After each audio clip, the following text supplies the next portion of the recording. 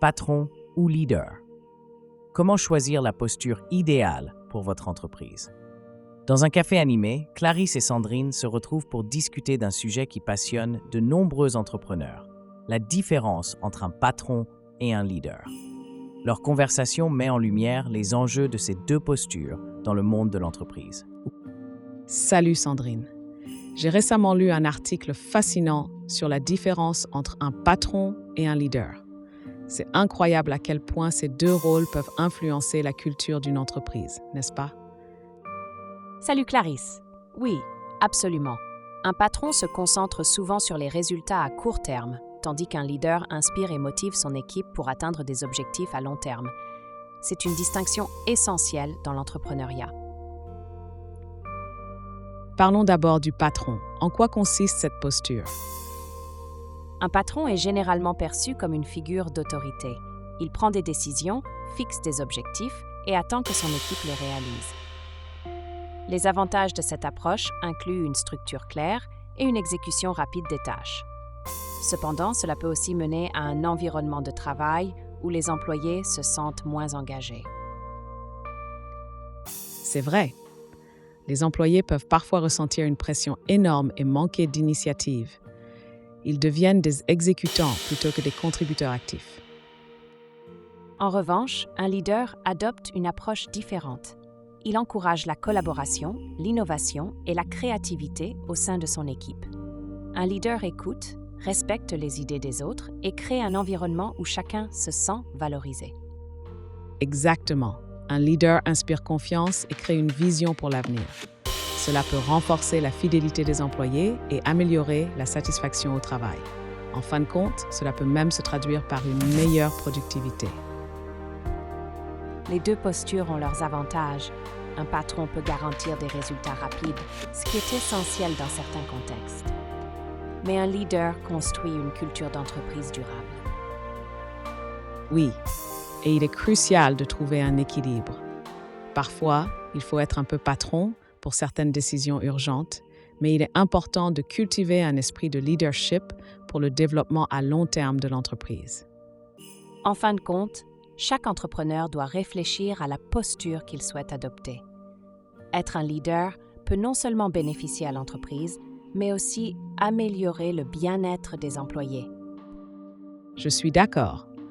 Et pour tous ceux qui souhaitent approfondir ce sujet et découvrir d'autres conseils pratiques sur l'entrepreneuriat, je recommande vivement de s'abonner à la chaîne de Jean-Rodrigue Titsop. Il propose des contenus très enrichissants.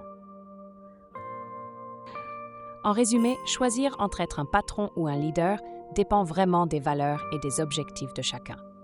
Les entreprises qui privilégient le leadership et l'engagement des employés ont souvent un avantage compétitif.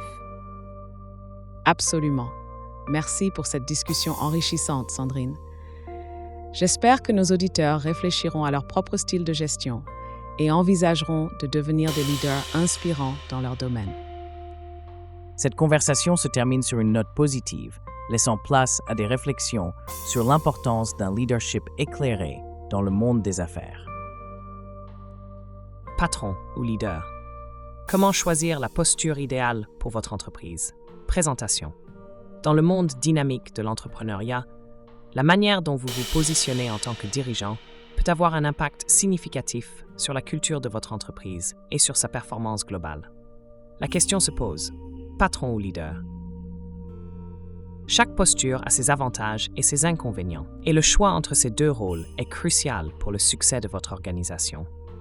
Dans cette présentation, nous allons explorer comment déterminer la posture idéale pour votre entreprise, les caractéristiques de chaque rôle, et comment naviguer entre eux pour maximiser l'engagement et la productivité de votre équipe.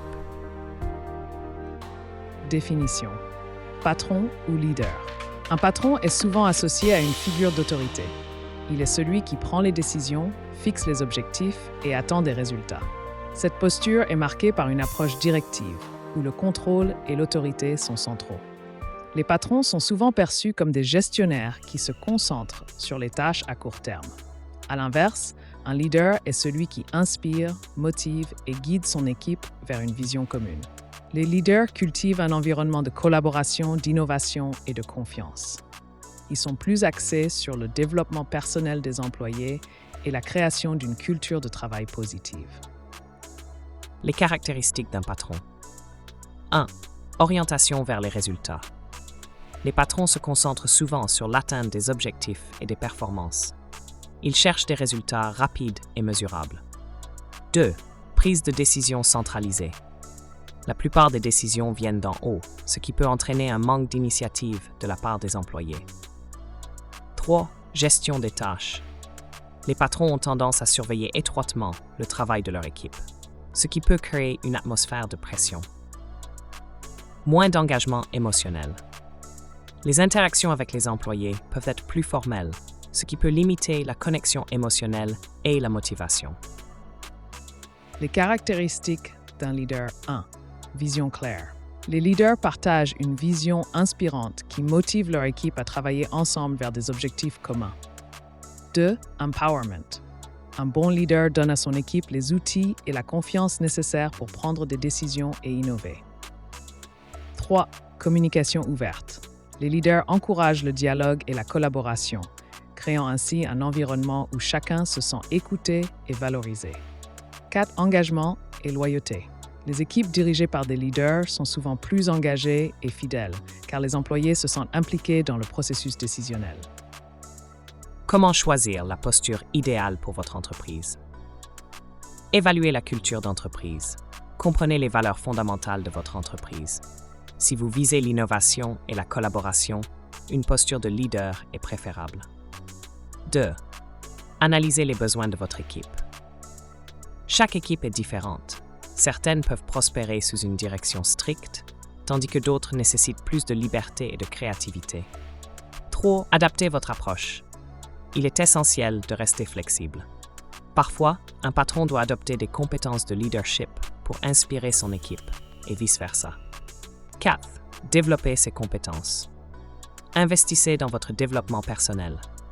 Des formations en leadership peuvent vous aider à devenir un meilleur dirigeant, quel que soit le rôle que vous choisissez. En conclusion, en fin de compte, le choix entre être un patron ou un leader ne doit pas être perçu comme une dichotomie stricte, mais plutôt comme un continuum. Chaque entreprise est unique et nécessite une approche personnalisée.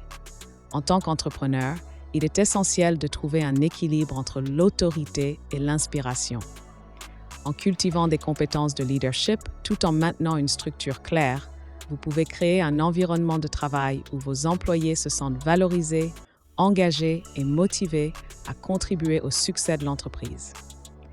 Pour approfondir ce sujet et découvrir d'autres conseils pratiques, n'hésitez pas à vous abonner à la chaîne de Jean-Rodrigue Titsop.